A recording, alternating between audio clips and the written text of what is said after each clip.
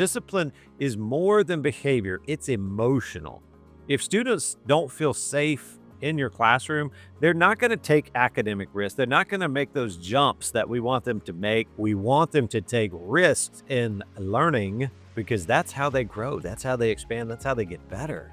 We need to make our rooms a safe place to fail. They should be celebrated for their actions, for their thoughts and opinions. That means their brain is thinking. That means they're actually working towards learning. Failures may be one of the most important elements. And I think it goes hand in hand with creating an emotionally safe environment where you, as the teacher, can lead the way in celebrating failure. Hey, teachers, welcome to the Lead, Serve, Teach podcast, where we explore the intersection of leadership, education, personal growth. I'm your host, D. Paul Miller, and I'm so glad you joined me here for another powerful conversation. And as always, a bit of real talk. We're part 3 of a 4-part series on, some of the most important things that we should be doing as teachers that oftentimes get overlooked at the beginning of the school year, during those back to school days, first, second, third, fourth, fifth day of school. What are we doing? Well, we kind of have those best practices already lined up in our mind. We know what we should be doing. We need to be doing classroom rules and procedures and setting up those routines. How can we speed up everything over here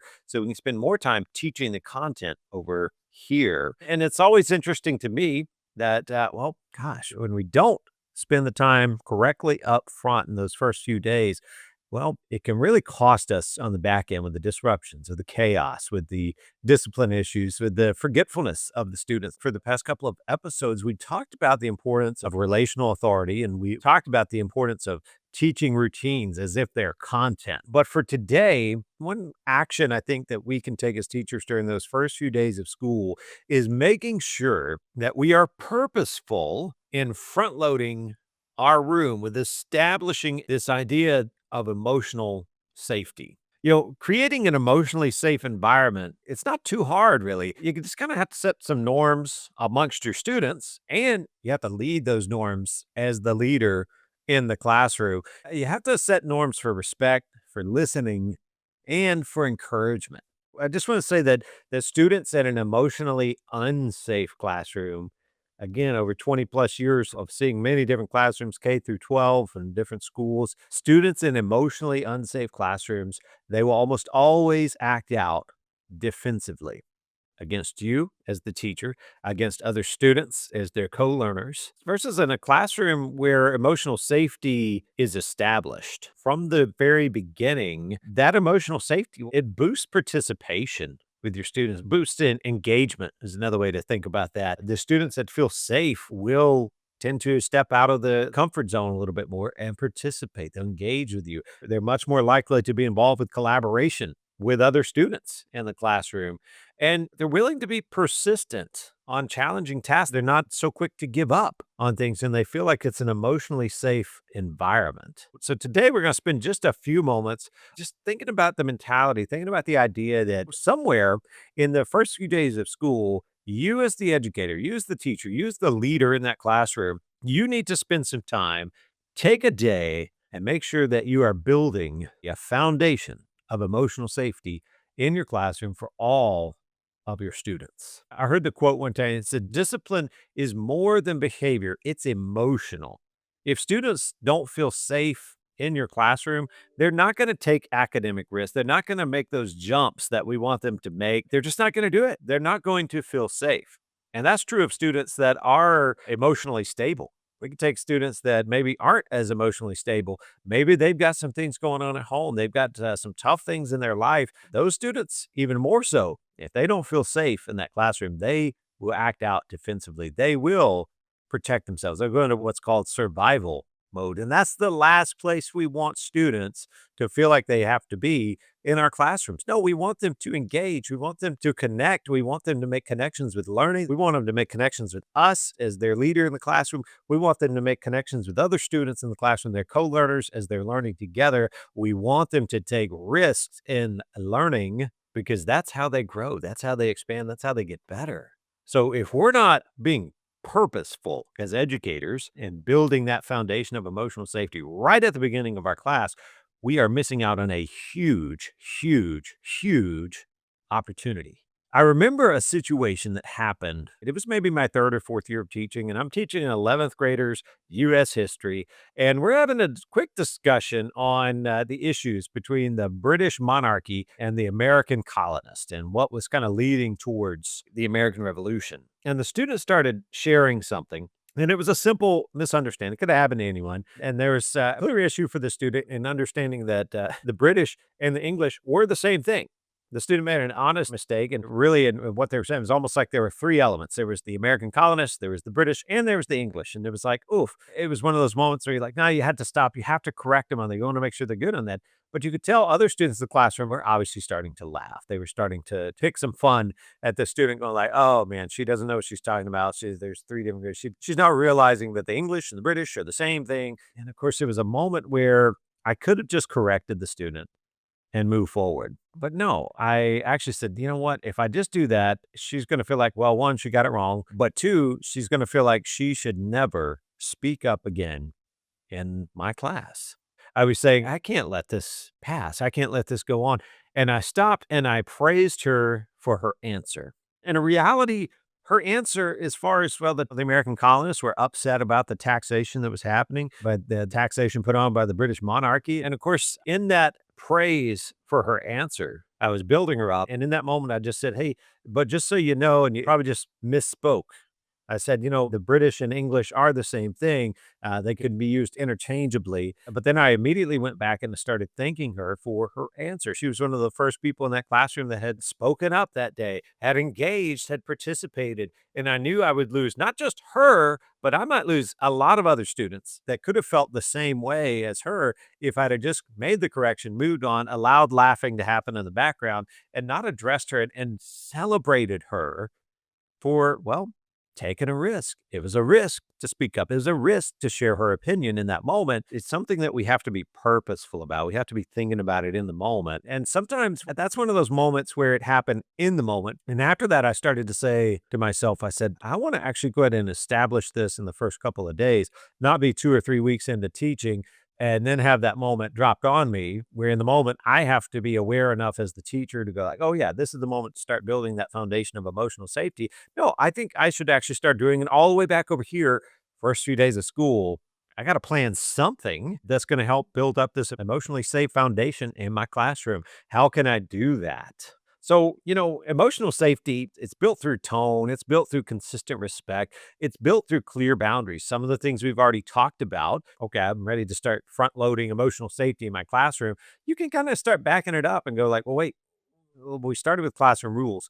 Should this idea of emotional safety, classroom culture, you might even call it, should it be added into some of these classroom rules? You're darn right it should be. Should it be added into even some of the procedural things that we do in our classroom? Absolutely, it should be. It should be something that is cascading and kind of flowing along with the progression of day. Let's say day one, you spend time on building relational authority and bringing in the students into building a contract that are the guide rails, the rules of the classroom that they're going to operate by. Then you spend day two practicing out routine. Hey, these are the routines of the class that are going to keep chaos over there, not in my classroom. And you start walking that through with your students on day two. What if day three, you planned an activity, you planned something, you put something into place where you simply are focused on building classroom culture, a culture of emotional safety, a culture that celebrates students taking risk, a culture that supports learning for all of your students in the class. There's a lot of different ways that you can do this and you can plan for it. One of the funniest things is I saw a teacher one time doing this and they'd probably just gone through and spent time writing out some of the craziest statements, like, just stuff that was wild and crazy and funny for the most part. But they would literally have the student walk around and practice saying these silly, crazy, funny, outlandish statements to other students. And they would take turns. And as soon as they were done telling each other these crazy statements, they'd go to the next student and find another partner and pair up and they'd say these crazy statements. And the students were laughing. Students were like, man, that's crazy. And man, I can't believe you had to go around and say that. Wow. It was all in an effort to get the students to where they were comfortable to share pretty much anything that was on their thoughts. The teacher wanted them to share their thoughts and their opinions openly and not have this fear of sharing what was on their mind, the thoughts that were in their brain. I've seen, again, opportunities where this is something else you could take and use in your classroom. You could actually have sentence stems. And what I mean by that is maybe you should have a card, just a laminated card that you give all the students. And maybe you're working on an assignment and they're collaboratively working with partners. And one student shares an answer and the other student immediately uses a sentence stem. Those sentence stems can be anything. Hey, thank you so much for sharing blank.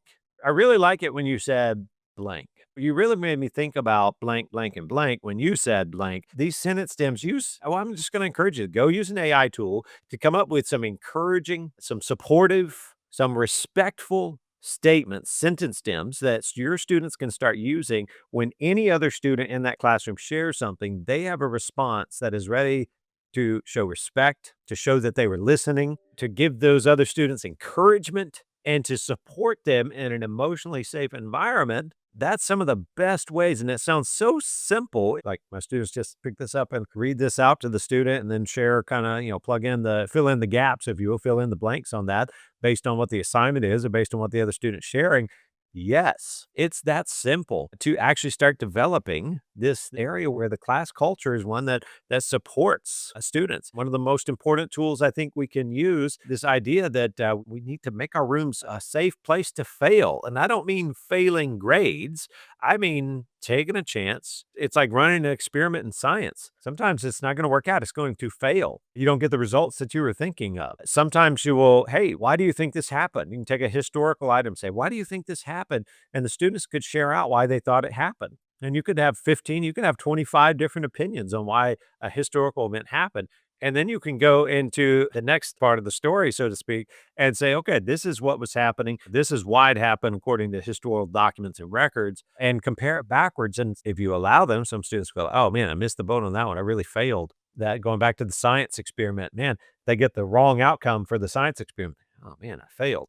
No, failures like that, where somebody has had an original thought, failures where somebody has taken action like a science experiment and has come out to a result of some sort, it may not be the result they were expecting, they should be celebrated for their actions, for their thoughts and opinions, the original ideas that they've had. That means their brain is thinking. That means they're actually working towards learning. Failure, if you've watched any of my podcasts, you know my assessment on failure. Failure is part of learning. Failure is maybe one of the most important elements to learning. And I think it goes hand in hand with creating an emotionally safe environment where you, as the teacher, can lead the way in celebrating failure. Maybe it's one of your own failures. Maybe it's another student's failure, but also training other students to actually support, to respect when other students fail in the classroom because they took a chance. They took a risk. They were the ones that spoke up. Go back to that example I gave earlier. Did that young lady fail in trying to give information about the British and the English? Well, yeah, I guess you could say she failed in that. She didn't show that she had mastered who the English and British were, being the same people. But at the same token, I have to sit there and go like, no, she didn't fail. But in reality, what I did was I wanted to celebrate her failure. Her failure was part of her learning. And her learning was progressing her forward. And her sharing of opinions was a celebration. It was a point of celebration. It was something that was actually, well, gosh, in many ways was moving her level of learning higher than the other students that maybe weren't engaging yet in that lesson. Different way to look at failure. I just want to encourage you as you get the school year started, take a day to make sure you are establishing emotional safety in your classroom, that you're developing those norms of respect, listening, and encouragement, and not just from you as the teacher to your students, but you as the teacher to your students and students to other students. Amazing how that changes your environment. It creates this element of safety in your classroom, and it will boost participation, it will boost collaboration, and it will boost student achievement. And again, one of those things where you scratch your head and go like, is this really worth my time right now? Like it's the beginning of the year. There's lots of important things we could be doing. Is this worth my time? As we've been saying on here, there are things that we need to do in those first few days of school, and that it is so worth the extra time spent up front, even if it's a full day, just to develop emotional safety and security in your classroom. It's so worth it. It saves you so much time on the back end It saves you so much time for the rest of the school year in not spending your wheels trying to get engagement with your students, trying to get them to collaborate in groups with other students. It takes you a whole lot less time to convince your students to take risks in your classroom when you've spent time up front, maybe a full 2 days on establishing emotional safety in your classroom, that it's a safe environment for them, with you, a safe environment with other students in there. When you have established that, and yes, have practiced that with your students, and yes, maybe something as simple as developing sentence stems for how your students should respond to other students in the classroom, and you yourself using them as the teacher on a consistent basis, I just have a feeling you'll be amazed at the results. A safe classroom unlocks persistence, creativity, and achievement. That's what we want in our classrooms. I think it's time we start making the establishment of emotional safety one of our best practices that we can do at the beginning of the year. It is time well spent. I encourage you to do it because, well, as I always say here on the Lead Serve Teach podcast, you're not just a teacher, you're a leader, you're a change maker. So keep striving, keep inspiring, and don't ever quit. I'm D. Paul Miller. I'll see you here for the next episode.